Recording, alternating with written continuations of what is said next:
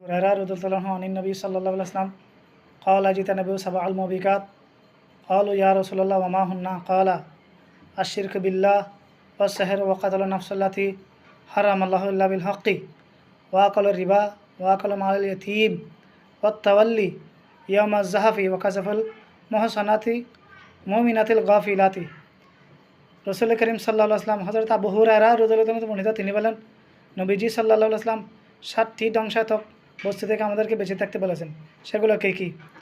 আশিরকু বিল্লাহ, আল্লাহর সাথে শিরক করা, ওয়াস-সিহরু, জাদু করা, ওয়া কাতালুন নাফসাল্লাতী হারামাল্লাহু ইল্লা বিল হাক্কি, এবং কি অন্যায়ভাবে কোনো মানুষকে হত্যা করা, ওয়া আকালুর রিবা, সুদ খাওয়া, ওয়া আকালু মালাল ইয়তিম, ইয়তিমের সম্পদ ভক্ষণ করা, ওয়া তাওয়াল্লি ইয়াউমাজ যাহাফি, যুদ্ধের স্থান থেকে পলায়ন করা, ওয়া কাযাফুল মুহসানাতিল মুমিনাতিল গাফিলাতি, সতী সাধ্বী নির্দোষ মহিলার প্রতি মিথ্যা খবর দেয়া।